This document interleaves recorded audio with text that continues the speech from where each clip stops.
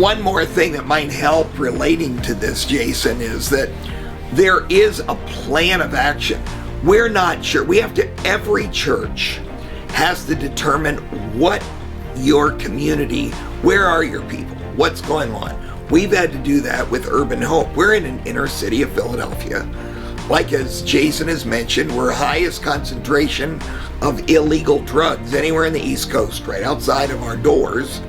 And also we are in one of the poorest areas of the East Coast, so it is a unique situation. But how do we reach people for Jesus? Well, we kind of developed what we would call is a funnel. And what I mean by a funnel, how do we grab as many people as we can for Christ to bring them to become devoted followers of Jesus, where they themselves are able to disciple other people. And we want to make disciples who make disciples who make disciples. That's what our goal is. But where do you start? So what we determined is we're trying to get all of our people to do whatever we can to connect with others. Please, our people need to live on mission. Please live on mission. We would say to our people, what are you doing? Who are you targeting at work? Why don't you go one meal a week? Could you go to lunch with somebody? Could you build a relationship? Could you have a prayer time with your neighbor? Could you invite somebody over to your house? What could you do? We're giving all these things all the time. But we have at the top of our funnel program and programs would be what we would say are block parties. Now, Jason mentions, we talked about block parties, and these are great. We have block parties that basically fall into three categories. We have some block parties that are cultivate relationships. That's what we just call it, the cultivating things. What is it? We're just there to befriend people. We're going to smile. We're going to use God talk. We're going to communicate with people. We're going to say, hey, how can I pray for you? Invite you to church. Just, hey, have a great time. Here's a bottle of water. Here's candy for your kids. That's good.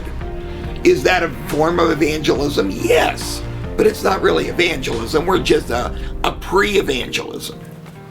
Then we have another level, and that would be a block party that would be planting, cultivating the seed, cultivating the soil, plant the seed in the ground. How do you plant the seed in the ground? That's a testimony. That's giving the gospel. Somebody needs to hear the gospel so that they can respond to it. So some of our block parties will have what we would say planting events. What is that? We have a drama group, maybe by the youth group. A children's program will present gospel. There may be short testimonies by people whose lives have been changed. We play Christian music. We're talking to people about God. Come to an area, we'll have an area on the block party, give a prayer request. Another area of the block party, listen to the reading of the Bible. Another area, memorize a verse and get a gift. All that kind of stuff. What is that? That's planting the seeds of the gospel. Doesn't mean they're a believer, that's just planting. Then we even have a block party that is what you talked about with giving away the car and all the rest of it. That is a harvesting block party. What we mean by this, we're actually going to offer an invitation at the block party for people to turn their lives over to Christ now, out on the streets, and turn their lives over. How do we do this? We do it through free raffle tickets. What do we do with the raffle tickets? We give away all these prizes, and we'll say, hey, we'll get you a bicycle. Hey, would you like to get a set of dishes? Would you do something like this? And people will say, yeah, I could use that. How do you do this? Well, as we're doing this all through the block party, we're giving the gospel, we're enticing them. They know we're believers. They know we're connected to this. But before you get the big prize, which is the one of the car, which is not a brand new car. What did we get last year? I think we gave away an Eclipse, like a convertible. So yeah, but how much did we pay for it? Oh, probably $1,500. Yeah, I mean, it was literal, but it looked cool. Mm-hmm. It looked cool, and it was a convertible, and it was red. And all I know is that everybody loved it. We put on platform, we do all this kind of stuff. And you know what? For you to win that, before we do that, you need to stay here, because you're going to hear Rocky is going to give you a testimony of how God changed his life. And then they comes in and he presents the gospel. And then he says, if you are here today and you know you are not a follower of Jesus Christ and you're willing to change, raise your hands right now and we will have someone that will come to you, that will talk to you about Jesus Christ, and we lead them to Christ while we have more programming going on. It's incredible things. And we're seeing God change lives. And guess what? Then we also use some of those free raffle tickets on Sunday morning. We'll give some more things on Sunday. So if you come to church tomorrow morning, you'll also receive that, and you get free lunch. And you get some other things after church on Sunday. And all of that relates to, what are we doing? Why are we doing this? We're trying to bring people to hear the gospel. Where's the next step after block parties? Sunday morning church service. That's where they hear the gospel. That's where the word is opened. That's where they will feel the love. That's where they're worshiping God. Where that's where they're going to see prayers being answered because of testimonies. Then where do you go? This is something that we're working on right now. We would say it's a welcome center. Right after somebody makes a decision for Christ, we want to tell them the next steps. So we tell them the next steps by, here it is. If you come over here, we'll give you a free gift card for Dunkin' Donuts and whatever it is, but you come here, and then what we're going to do is we're going to let you know about the next steps, and we're finding out what is going on in the people's lives. We've got to determine that. Then after that, then you come to what we would say family night. Family night is Tuesday evening for us. That's when we have men on one side of the street and women on the other side of the street, simply because it allows us to put men and boys together for a meal and women and girls together, and they get to connect with each other. And it's a wonderful thing. And then they're in small groups, but they have a family night, and that's a meal. And that what are all the things we do? What are we doing on family nights right now? Right now, we've got, like I mentioned, the foundations class is one of those things. So when people are kind of first part of that family group, they go into this class that explains what the Bible is all about, because we want them to, have come to, a lot of them perhaps come to know Christ on a Sunday or during a block party. Then when they come Tuesday, they're learning about the basics of the Bible. But at the same time, I think the dynamic of the family night and the importance of it is that they're learning to get into relationships with other Christians.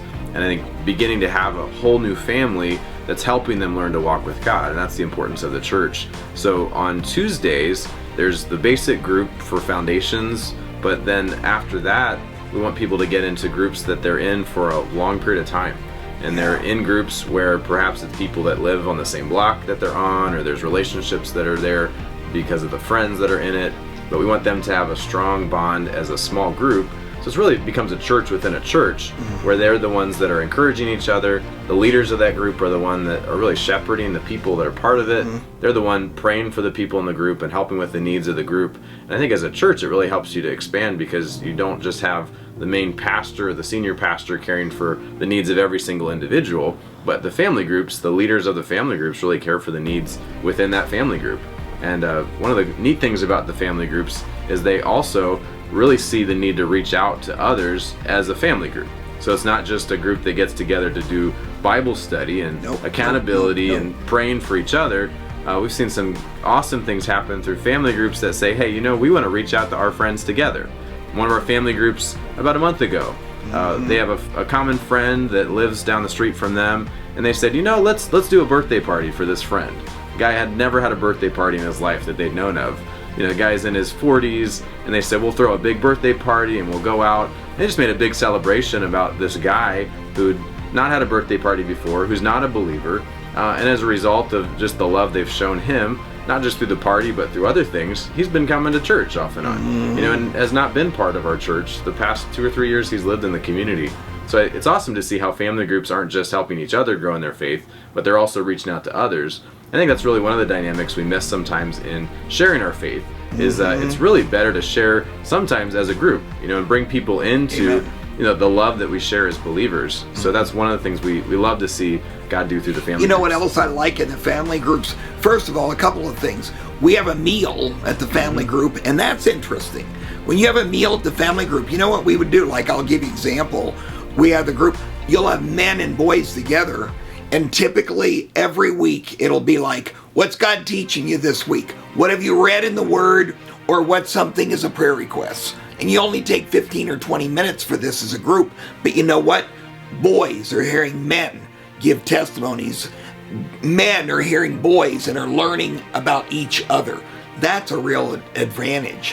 One of the other things that I like about family group, because we're all together. Now every church can do it differently, but it works well for us. We do the family groups on a Tuesday night. But one of the things we recognize, some of the people in family group we're not sure where they are spiritually. Well, we have this whole group for them. And why don't you tell them what we're doing for that? It's kind of interesting. It's a movie group, yeah. That's right, we do a movie, we call it a motivational movie group, and some of it is younger teens who maybe they're there because they want to be around the church. Others who have a hard time maybe sitting in the group, they'll watch a movie, typically a Christian movie that gives a testimony, or another movie that just makes a strong point of what it means to follow God, and then they'll have a discussion about that. So we want people to be able to learn at their level, and that's one thing we found, especially for some of our people, like watching a movie is better than trying to sit and be involved in a discussion, because they're just not quite there yet. So after you've got these community areas, you've got all this stuff relating to block parties, then they probably come to Sunday morning.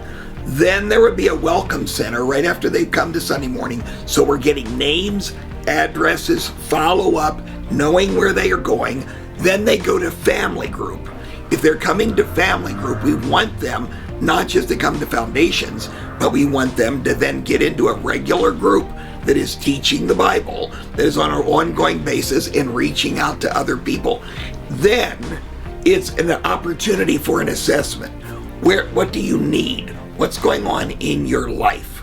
What is happening? And we are then offering periodically what we're calling CSIs. These are Christian opportunities for study issues. These are just issues. Maybe parenting, maybe it's marriage, maybe it is on how do I understand the Bible. And there's short-term programs that will help, at least to this level, for the person, because we want them to become, first of all, we want them to get baptized, and we want them to get into the church, and we want them to feel like they're a part of this, because our goal is that they themselves will become a disciple of Christ. So after we would offer what's going on with family groups and getting assessed, some opportunities for them, then it kind of goes to the level that we're saying we want to see the next steps that would be, we would say, ministry experiences. You ought to start reaching out. You ought to do more. And we have a thing that we call Shepherds. And the Shepherds are this Facebook page. And we also have training. You want to mention what we do with Shepherds? Yeah, we have a group of people who are committed to pray through the things that people share on a Sunday morning, or the requests that they'll write down even on the response cards that we collect. And these people we call them shepherds because they're really seeking to shepherd people within the church. So shepherds are committed to helping in the church. There's three things that I think we ask of shepherds. We want them to be committed to showing up to church, but not just showing up, but serving in some capacity in the programs that happen on Sundays. So they're saying, I'm committed to gathering together and committed to serving at the gathering that we have on Sundays. They're also committed to growing.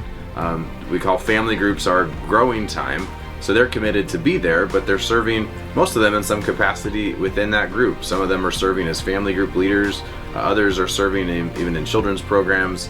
But they're committed to being part of that grow time. And they're also people who have said, we're committed to going and being involved, not just in a program of the church. All of them are involved in some program that we do for outreach, but they're also committing to personally be involved in relating to others as well, and seeking to reach out to others on a personal level. And we added a fourth one recently. We said we recognize this. We're also saying we want you to be gathering, we want you to be growing, we want you to be going, and we also want you to be giving.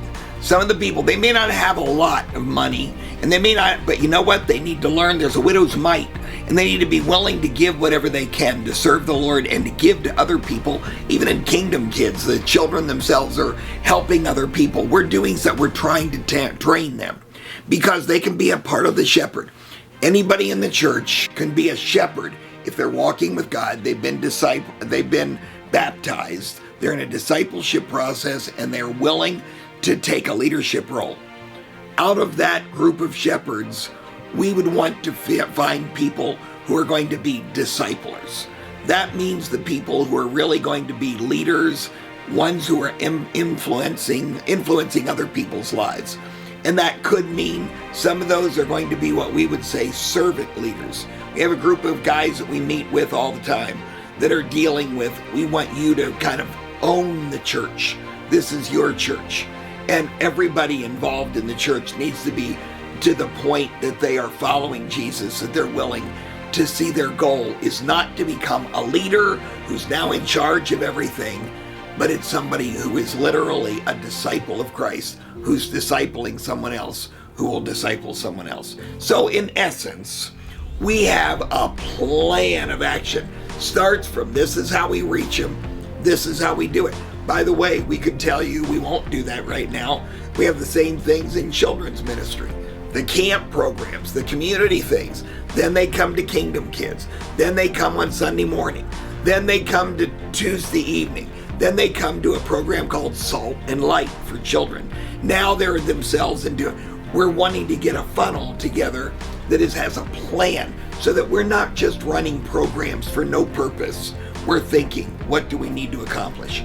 No matter what, we need to understand God is in the business of changing lives, but we need to assess our culture. We need to look at the needs and say, what can we do to help people move the next step in areas of discipleship? So pray with us that God will keep using our ministry, our church, and your church to really make a difference that way.